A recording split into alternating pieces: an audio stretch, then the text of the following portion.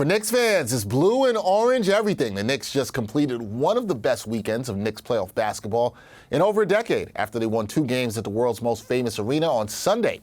They knocked off the Cavaliers 102-93 to take a commanding 3-1 lead in their first round series. So let's talk some Knicks hoops with New York Post sports reporter Zach Braziller, who was in the building for Game 4. Zach, how's it going, man?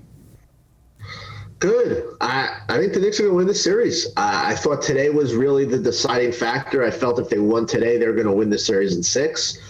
And I completely feel that's what's going to happen. I mean, 3-1 up. Yep. And, what's remarkable is it's not like everything's gone right. Julius Randle hasn't played well in this series, really, outside the first half of Game 1. The Knicks haven't played great on offense. They haven't shot great, but their defense has been fantastic. They've been the tougher team, the more resilient team.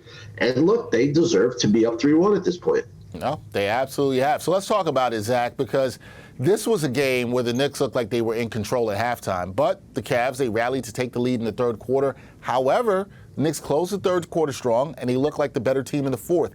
How were they able to get this done and get this Game 4 victory on Sunday? The rebounding was huge in this game, and really it's been huge in this series. It was 47-33. The Knicks had 17 offensive rebounds compared to 7 for the Cavs. I thought Mitchell Robinson was fantastic. Isaiah Hartenstein was fantastic. Combined, they had 19 rebounds and 4 blocks.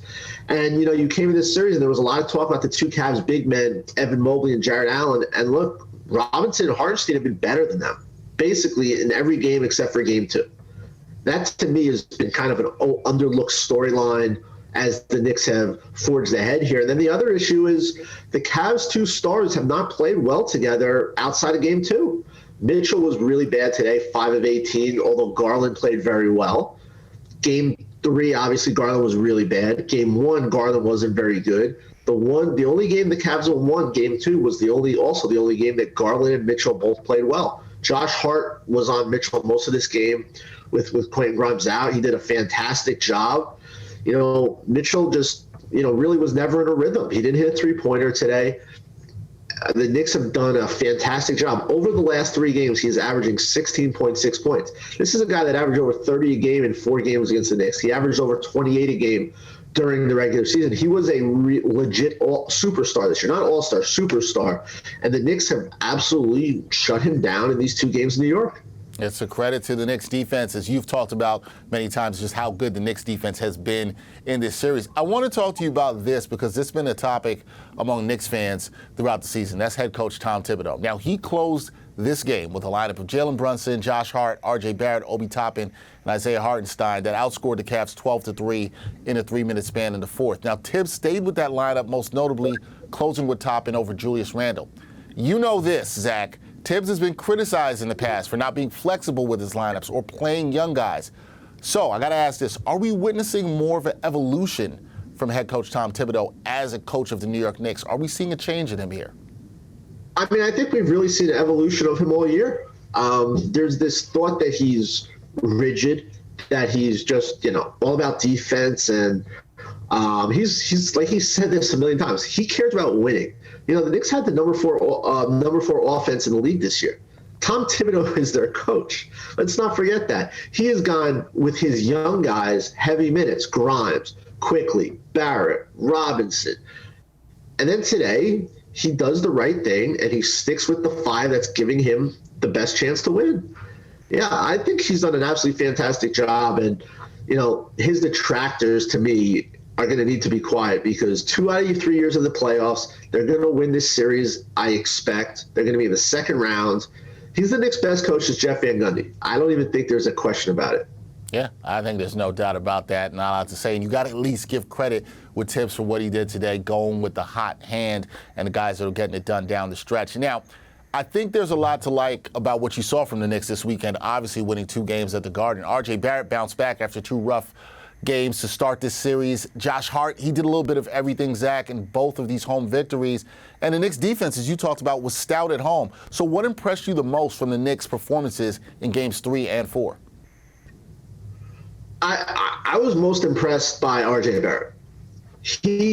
Now, look, you could talk about the defense, you could talk about Brunson, but to me, it's all about RJ Barrett. He's gotten a lot of criticism this year. He didn't play well in the first 2 games. You have Julius Randle struggling, and RJ Barrett answered the call big time. He was good on Friday. He was fantastic today. Let's not forget, at 75-75, that game was completely up in the air. Barrett gets a 3-point play, hits a fadeaway jumper. Those 5 points started a 15-6 run where the Knicks really took good control. And to me, those were the 2 biggest baskets of the game. I don't think there's any question about it. That gave the Knicks momentum at a time where that game could have gone either way. And RJ Barrett in these 2 games has really proven that he's got the toughness and he's got the guts to be a longtime Knick and to be a part of a championship team one day.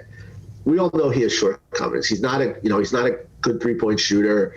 Sometimes his defense comes and goes, but he's played so well in these last 2 games, and he, to me, is the biggest reason, the Knicks are up 3-1. You can talk about a million things, but to me, he's become the X factor. They needed that another scorer to kind of step up and support Brunson and Hart and Randle, even though Randle obviously didn't play well today. They needed another guy to kind of step up, and RJ has been that guy. Yeah, it's hard to not be impressed with what you've seen from RJ Barrett, how he's bounced back after the first 2 games, the way he played in this series and playing so good at MSG. So, Zach, last thing here. Knicks, they now have a 3-1 series lead. The Cavs, their backs are up against the wall going back to Cleveland. I know you picked the Knicks to probably win this in 6. That was my pick as well to start this series. But what do the Knicks need to do to get a victory in Game 5 if they want to end the series in Cleveland? Yeah, I think it's a tall task. I would expect Cleveland to be really fired up. I would expect Donovan Mitchell to come out really aggressive. The Knicks are going to have to weather an early storm. You would expect the Cavs to really come out guns blazing. I think the Knicks are going to have to play their best game in the series to win Game 5. I think that means Randle really playing well. That means hitting threes. That means defending as well as they can. I think Wednesday you're asking a lot to win this series on Wednesday. To me, it's all about Game 6 at the Garden. It'd be Friday night. The Garden will be absolutely chaotic. I do not think this series ends Wednesday. I'd be very surprised. All right, so you got the Knicks coming back to the Garden Friday night. That'll be Game 6. We'll see if the Knicks can, if they have a shot to close it out. Game 5 Wednesday in Cleveland. Knicks up 3-1 in the series right now over the Cavaliers. Zach Braziller will be out in Cleveland covering this series as it moves back to Cleveland, as I said, on Wednesday night. Zach, appreciate the insight as always. Always good talking some Knicks hoops with you, and I will see you soon. Cool, man. Let's see if they can finish it out in Cleveland. At least prevent me from making 2 more trips to Cleveland. How about that? Yes, you don't need to do that. We just need you to get back home. That's all we need. You don't need to be back out there twice. Nobody really does. Sorry, Cleveland. Sorry. Thanks, Zach. All right, thanks, guys.